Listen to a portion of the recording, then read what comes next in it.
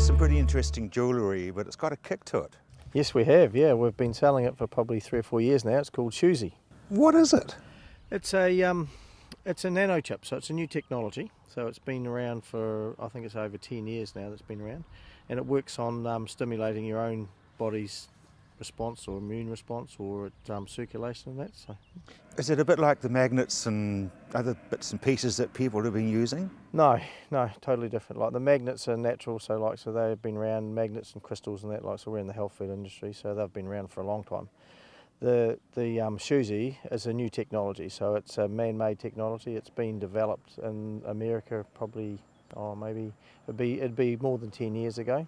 The guys that developed it, they were working for the military, so they were into high-tech sort of military stuff, and they come across these Shuzi chips. We don't actually know what the technology is for obvious reasons, because they don't really want to spread it around. But no, it's new. It's not a magnet or a crystal or something like that. So. Now, there would be a lot of people who would go, "Oh, snake oil." Oh, absolutely, yeah. Every time they come in there and you're looking at these things and they go, "Oh," but the reality is, it's like a lot of our products. As I said, we've been in the natural health industry for years. You can get all the data and all the research and that on it, but what really counts is what happens when you put them on people. And we have, with our Shuzis in the store, we have 100% money back guarantee. If they don't work, we say we'll just bring it back and give them back. I don't know how many thousand we've sold. We've had 3 back. They just work. People come along and they put them on, predominantly for pain. So people will come in, they've got aches and pains and that, and they'll put a Shuzi on, and then they'll come in and they say, "Oh, I'm not sure if it's really working. Pain's sort of gone away, but I don't think it's this thing or not." And we'll just say, "Oh, we'll take it off." "Oh no, I don't want to do that."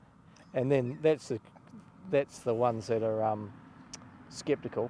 And then other people just rave about it. They'll say, "Look, within minutes they could feel the difference." So no, they're really they're an amazing piece of kit. So we don't know how they work. We just know that they do. Yeah, oh well, yeah, exactly. There is a lot of research on, so you can look online and there's a lot of data on that, but at the end of the day, yeah, that's the approach we take. We say, look, just try it, if it doesn't work for you, we'll bring it back. And as I said, we don't get many back. Now, your shop's in Ashburton. With all due respect, mid-Canterbury farmers are probably just a little bit cautious about things like this.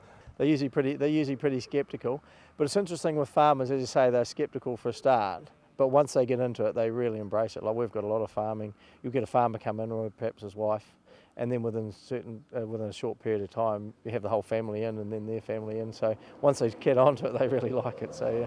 And it's interesting that they don't look like smoke and mirrors or anything like that. It just looks like a normal piece of jewellery. It does, yeah. You can get them lots of different things. So I have one that's a bracelet. You can get a sport band ones, which are probably more practical for if you're working for farmers or labourers or builders, things like that. So there's a whole heap of different ones. You can get them in rings. I think you're all wearing a ring in that. I do wear a ring, actually, yeah. So it just depends how you want to carry them. And necklaces and ear thingies? Yeah, earrings. Yeah, I haven't quite got into that, but yeah. We're obviously out in the country, so what about animals? Can they be adapted for animals? It's interesting you say. We've put them on animals, you put them on dogs and that, because we know people look after their pets sometimes better than themselves, and horses. But we're just trialling on cows. So we've had some trials that have been running for the last wee while, and we're just waiting for data to come in. So that looks really exciting. So yeah. So I guess you're looking at pain and just general well-being. Yeah, well, yeah, predominantly, but there is a lift in production as well. But generally, with on the animal ones, you are looking at animal health, but there seems to be a lift in production. But as I say, we're in trialling stages at the moment. But it's more the animal health than anything. Yeah. Now you mentioned dogs and cows. What else? Well, they can put them on anything. Like a Shuzi, how it works is it stimulates blood flow.